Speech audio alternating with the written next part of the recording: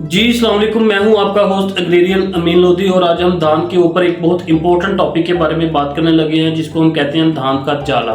धान के जाले के बारे में मुख्तलिफ लोग मुख्तलिफ सोच रखते हैं। कुछ लोग कहते हैं कि ये हमारे लिए फ़ायदेमंद है और कुछ लोग कहते हैं कि ये हमारे लिए नुकसानदेह है। तो आज हम इसी टॉपिक के ऊपर बात करेंगे कि धान का जाला जो है वो हमारे लिए नुकसानदेह है या फ़ायदेमंद है। अगर नुकसानदेह है तो हम इसको किस तरह कंट्रोल कर सकते हैं। तो वीडियो स्टार्ट करने से पहले मैं आपको बताऊंगा कि जिन लोगों ने हमारे चैनल को सब्सक्राइब नहीं किया वो हमारे चैनल को सब्सक्राइब करें ताकि आने वाले तमाम वीडियोज़ उन तक पहुँच सके। तो अब हम आते हैं अपनी वीडियो की तरफ। धान के जाला, धान का जाला अगर आप देखते हैं कि ऐसे लोग जो धान की शिफ्टिंग के टाइम डीएपी या नाइट्रोफॉस का इस्तेमाल करती हैं तो 15 से 20 दिन के बाद अगर हम देखें तो उनकी धान की जो फसल लगी हुई है पानी की सतह के ऊपर आपको सब्ज रंग का एक जाला नजर आना शुरू हो जाता है जिसको हम कहते हैं धान का जाला।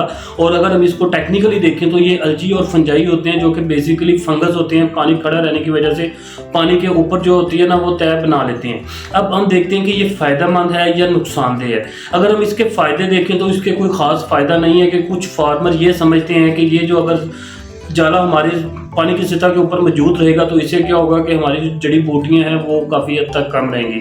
लेकिन अगर हम इसके नुकसान की तरफ देखें तो इसके बहुत ज़्यादा नुकसान है जो कि इसके फ़ायदे को बिल्कुल कवर अप कर देती है।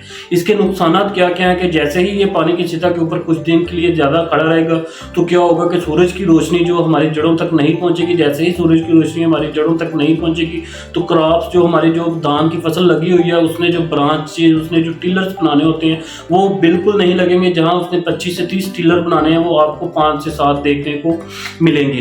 तो इसके लिए मैं किसान भाइयों को मशवरा देना चाहूँगा कि अगर आप ये सोच के जाले को ख़त्म नहीं कर रहे हैं कि हमें जड़ी बूटियों को कंट्रोल कर सकते हैं या इससे हम जड़ी बूटियों को कंट्रोल करेंगे तो बराए मेहरबानी 2000 रुपये की पेस्टिसाइड जिसमें वनीस्टा है या अगर आपने घोड़ा घास के लिए रोका हुआ तो वो 2 से 3000 रुपये में आपको अच्छा प्रोडक्ट मार्केट से मिल जाएगा।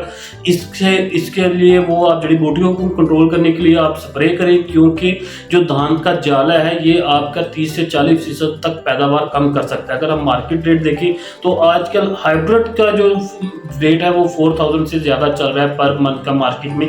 अगर आपने 30-35 मन भी अपने जो चावल है वो कम कर लिए तो आपने तकरीबन 1.5 लाख रुपए का नुकसान की तरफ जा रहे होंगे। अब हम आते हैं कि हम धान के जाले को कंट्रोल किस तरह करेंगे।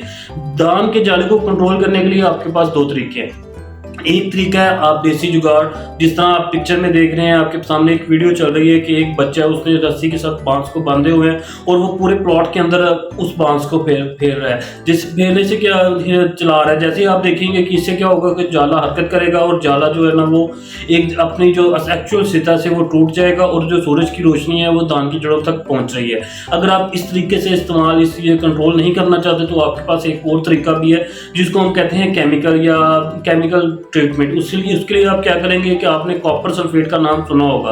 अगर आपने उसके लिए कॉपर सल्फेट का नाम नहीं सुना तो आपने नीले थोते का नाम लाजमी सुना होगा जो आपको मार्केट में आम अवेलेबल होता है। नीला थोता आपने 2 kg लेना है और आपने ध्यान करना है कि जो आप नीला थोता परचेज कर रहे हैं मार्केट से वो पाउडर फॉर्म में होना चाहिए। पाउडर फॉर्म में 2 किलो नीला थोते के अंदर आप क्या करेंगे 8 से 10 किलो आप या तो यूरिया खाद को मिक्स करेंगे या फिर आपने क्या चीज़ मिक्स करनी है, रेत मिक्स करनी है ताकि आपका जो नीला थोता है ये प्लॉट में अच्छी तरह आप उसको छटा कर सके। इससे क्या होगा जो कॉपर सल्फेट या नीला होता है ये एक आपको बाकायदा फंजीसाइड के तौर पर काम करता है और जो धान का जाला वो भी एक फंगस की वजह से होता है।